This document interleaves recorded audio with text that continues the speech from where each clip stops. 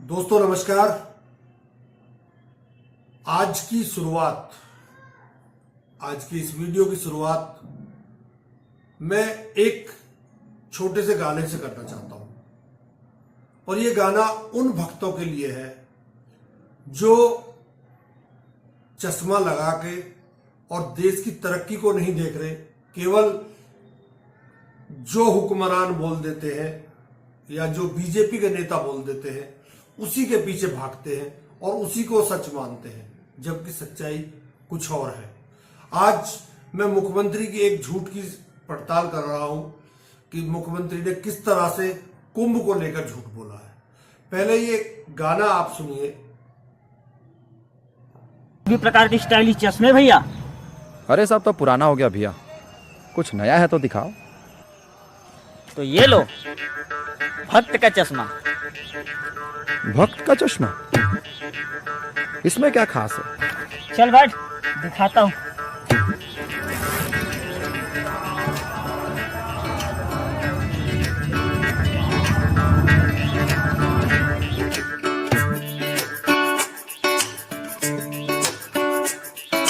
नगरी नगरी बस्ती है जिसमें बसती लाचारी, इस चश्मे से बस शहर दिखे जिसमें विकास हो रे।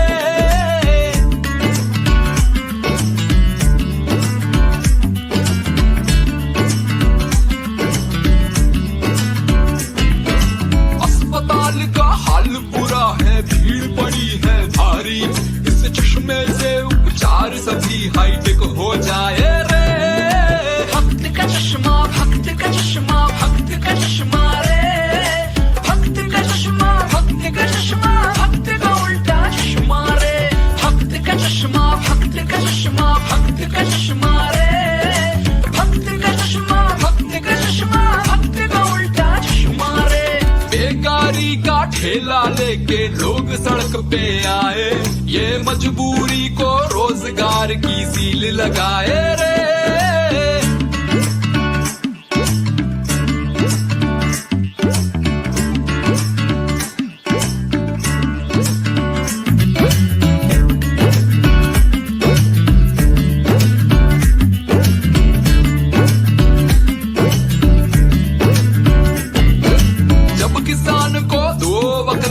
रोटी मिल ना पाए, इस रूखे सूखे को ये 56 भोग दिखाए रे। भक्त का चश्मा, भक्त का चश्मा, भक्त का चश्मा रे। भक्त का चश्मा, भक्त का चश्मा, भक्त का उल्टा चश्मा रे। भक्त का चश्मा, भक्त का चश्मा, भक्त का चश्मा रे। भक्त का चश्मा, भक्त का चश्मा, भक्त का उल्टा चश्मा।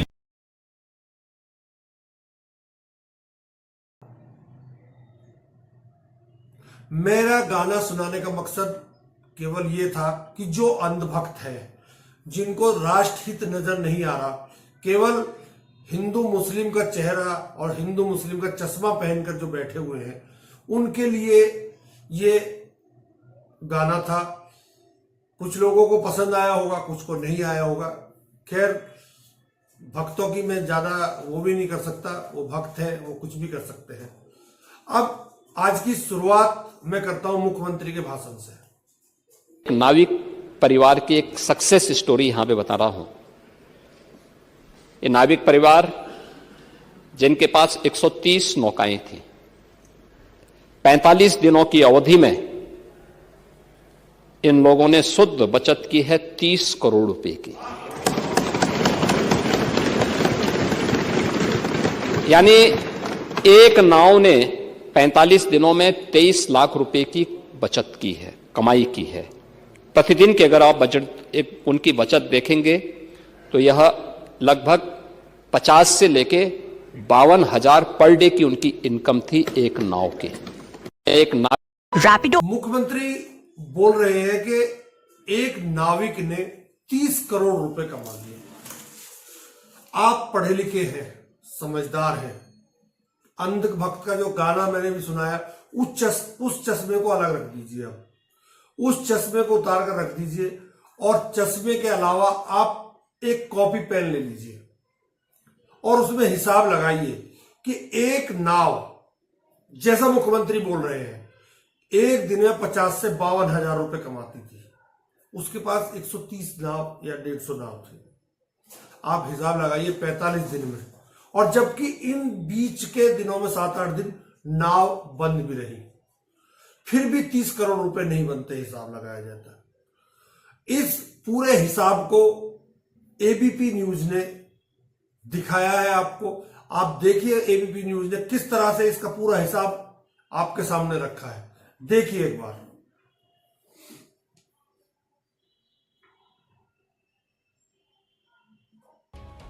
पिंटू मेहरा का साम्राज्य कितना बड़ा है, इसका अंदाजा इस बात से लगाया जा सकता है कि ये परिवार कुंभ और माघ मेलों में चेकर्ड प्लेटें यानी लोहे की प्लेटें सड़क बनाने, उसकी प्लेटें जो लोहे की प्लेटों की सड़कें हैं वो बनाने और बिजली के सबस्टेशन तैयार करने और लाइन बिछाने का काम करता है।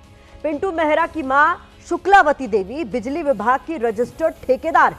अब आपके लिए नाविक पिंटू के 30 करोड़ कमाने का राज भी खोल देते हैं। महाकुंभ के दौरान प्रयागराज मेला प्राधिकरण ने अलग अलग घाटों से संगम तक जाने का किराया 75 से 160 रुपए तय किया था। एक नाव पर 2 चालकों के साथ अधिकतम 8 लोग ही बैठ सकते थे। महाकुंभ के दौरान कई दिन नावों का संचालन बंद भी था। अगर मान लिया जाए कि महरा की कुल 130 नावों ने रोजाना संगम के 8 चक्कर लगाए, हर बार अधिकतम 8 श्रद्धालु बैठे और सभी ने औसतन 100 रुपए किराया दिया, तो इस हिसाब से एक नाव से रोजाना 6400 रुपए की कमाई हुई। इस तरह 130 नाव से पूरे महाकुंभ के दौरान अधिकतम 3 करोड़ 74 लाख 40 हजार रुपए की ही कमाई संभव है। यानी सरकारी रेट पर 30 करोड़ की कमाई मुमकिन नहीं है। यह तभी संभव है जब श्रद्धालुओं से मनमाने ढंग से मोटी रकम वसूल की गई हो। हालांकि पिंटू का परिवार कह रहा है कि श्रद्धालुओं ने खुश होकर जो टिप या बख्शीश दी है वो भी इसमें शामिल है। नाविक पिंटू मेहरा पर इस खुलासे के बाद कुछ सवाल उठ खड़े हुए हैं। सवाल यह कि क्या सीएम योगी को इसके बारे में जानकारी नहीं थी? क्या बिना किसी पुख्ता जानकारी के सीएम योगी ने सदन में नाविक का जिक्र कर दिया? क्या मुख्यमंत्री से अधिकारियों ने पिंटू मेहरा का सच छिपाया? क्या महाकुंभ की सफलता का श्रेय लेने के लिए अधिकारियों ने नाविक के सच पर पर्दा डाल दिया? किस कैलकुलेशन के आधार पर सीएम योगी ने 30 करोड़ का आंकड़ा पेश किया? अब विपक्ष यूपी की योगी सरकार से यही सवाल पूछ रहा है कि सीएम योगी का हीरो तो हिस्ट्री शीटर निकला। समाजवादी पार्टी के अध्यक्ष अखिलेश यादव ने पोस्ट किया है कि पाताल खोजी पहले पता कर लिया करे, फिर महिमा मंडन किया करे। पहले ठग से एमओयू कर लिया, अब नामजद के नाम की सदन में बंद आंखों से तारीफ कर दी। अब तो आंखें खोले। इन्हीं सब वजहों से ही बीजेपी सरकार में अपराधियों के हौसले बुलंद। इसके अलावा पूर्णिया से सांसद पप्पू यादव ने भी पोस्ट कर पिंटू मेहरा के अपराध का इतिहास शेयर किया। मंत्री जी का पिंटू गैंगस्टर जैसे लोगों से रिश्ता क्या है आखिर? सबसे पहले तो जो उसने कमाया है, उसने टैक्स जमा किया नहीं जमा किया है, इसकी बात होनी चाहिए। गैंगस्टर का आंकड़ा हमारे आदरणीय मुख्यमंत्री योगी आदित्यनाथ जी बता रहे। गैंगस्टर से क्या प्रेम है चीफ मिनिस्टर ऑफिस को? जो भी माफिया हैं, क्रिमिनल्स हैं, ये सब भारतीय जनता पार्टी के जुड़े हुए लोग हैं। कि मुख्यमंत्री जी ने जिस परिवेश में वो बात की है वो निश्चित रूप से कुंभ के आर्थिक फलक के आधार पर उन्होंने कहा है कि कैसे लोगों को इसमें रोजगार मिला। देखिए, समाजवादी पार्टी का तो पूरा का पूरी रीति नीति है कि कुंभ से जुड़े हुए हर एक अवसर को, हर एक घटना को किस तरह से क्रिटिसाइज किया जाए। 45 दिन का महाकुंभ हो गया। एक अपराधी पूरे आयोजन का हिस्सा बना रहा, श्रद्धालुओं से मनमानी वसूली करता रहा, लेकिन न तो पुलिस न सरकार, किसी को कुछ भी पता चला। ऐसे भला कैसे हो सकता है? इस पर हैरानी है कि सूबे के सीएम ने इसका उदाहरण कुंभ की सक्सेस स्टोरी के तौर पर देश के सामने रख दिया। ऐसे में आपने देखा किस तरह से मुख्यमंत्री ने झूठ बोला। मुख्यमंत्री इतना बड़ा झूठ क्यों बोल रहे हैं? इससे पहले और कितने झूठ बोले होंगे फिर ऐसे मामलों में? मुख्यमंत्री जैसे पद पर बैठकर इस तरह से झूठ बोलना। और पिंटू का एक आपराधिक इतिहास है। पिंटू जेल जा चुका है, हत्या में जा चुका है, उसके ऊपर लूट और जबरन उगाही के भी मुकदमे कायम है। इस पर कांग्रेस की सुप्रिया श्रीनेत ने भी एक ट्वीट किया है। सुप्रिया ने अपने ट्वीट में लिखा है कि जो नाविक पिंटू मेहरा है वो 30 करोड़ का है, उसका काला चिट्ठा सामने आया है वो नैनी के अरेल का कुख्यात अपराधी है। 21 दिन पहले वसूली मांगने पर नामजद हुआ था। डबल मर्डर केस में जेल में भी रह चुका है। 6 महीने पहले जमानत पर आया है। जेल के अंदर से गवाहों को धमकाता था। पिंटू के पिता बच्चा मेहरा नैनी थाने के गैंगस्टर थे। उसके अलावा पिंटू के 2 भाई हैं जो निगरानी शुदा है। योगी जी अपने कार्यकाल अपने सूचना सलाहकारों को बर्खास्त कीजिए। सोचिए आपसे एक अपराधी का सदन में इतना महिमा मंडन क्यों कराया? बात तो जायज है। मुख्यमंत्री ने किस आधार पर इस अपराधी का महिमा मंडन किया और क्यों किया? इसके पीछे क्या कहानी है? केवल धर्म की कहानी है या ये दिखाना है कि कुंभ में कितने पैसे कमाए गए? मैं आपसे पहले भी बोलता हूं, राजनीति का मिजाज बदल रहा है। राजनीति का मिजाज हिंदू मुस्लिम पर बिगड़ रहा है। आजकल औरंगजेब हॉट टॉपिक है, औरंगजेब के नाम पर चल रहा है। कुछ समय अभी रोजे चल रहे हैं, उसके बाद नवरात्रि आ जाएंगे। एक विधायक जी वो धमकाते हुए घूम रहे दिल्ली में कि मंगलवार के दिन कोई मीट नहीं बेचेगा। उसी तरह से आपने देखा होगा कि जब कांवड़ यात्रा हुई तो उसमें नाम लिखना बहुत आवश्यक है। तो सुप्रीम कोर्ट ने उसको सरकार को फटकार लगाई और उसको वापस लिया फरमान को। ऐसे शब्द और ऐसी बातें करके, हिंदू मुसलमान करके और अपने आप को बड़ा दिखाकर दूसरे को आप छोटा नहीं कर सकते। अपने धर्म को बड़ा बनाकर आपको कोई अधिकार नहीं दूसरे के धर्म को छोटा बताने का। ऐसे में सवाल यही उठता है कि जब धर्म के नाम पर और धार्मिक भावनाओं के नाम पर वोट मांगा जाएगा तो वो वोटर के साथ एक तरह से छलावा है। छलावा इसलिए है कि वोटर अपने हितों के लिए काम करने वाली सरकार चाहता है, ना कि हिंदू मुसलमान करने वाली। वोटर को क्या मिल रहा है? वोटर को मिल कहां रहा है? वोटर 81 करोड़ भूखे लोग हैं, वो सरकारी उस पर आश्रित है। आजकल महिला सम्मान के नाम पर 2100 रुपए की भीख आपको मिलती है। ये आपको नकारा बनाने का प्रयास किया जा रहा है और आपको ये दिखाया जा रहा है कि जितना सनातन का आप प्रचार करोगे उतना ही आपको पुण्य मिलेगा, जबकि ऐसा नहीं है। धर्म सब बराबर है। धार्मिक भेदभाव केवल राजनीतिक लोग करते हैं।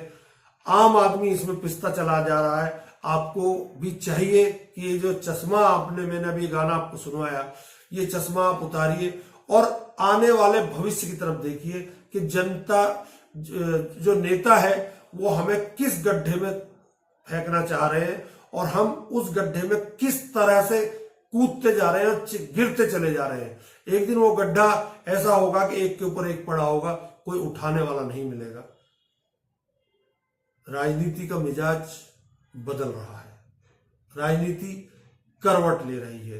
राजनीति करवट, मैं ये कहता हूं राजनीति करवट ले चुकी है, परंतु इस राजनीति का अगर कहीं कोई काट है तो साउथ है, जहां पढ़े लिखे लोग हैं। ये धार्मिक भावनाएं उत्तर प्रदेश, बिहार, मध्य प्रदेश जैसे हिंदी भाषियों में चल सकती हैं, बाकी किसी राज्य में चलने वाली नहीं है, क्योंकि कई जगह इनके नारे, हिंदुत्व के खोखले दावे और जो तोड़ने फोड़ने की जो कटोगे बटोगे तो कटोगे नारे कहीं कहीं चल गए, परंतु हर जगह नहीं चलेंगे। इसलिए नारे ना चले, इसके लिए जनता को भी जागरूक होना पड़ेगा और जनता को यह देखना पड़ेगा कि कौन किसके हित में काम कर रहा है और हित कहां हमारा सही बैठेगा और कहां गलत बैठेगा।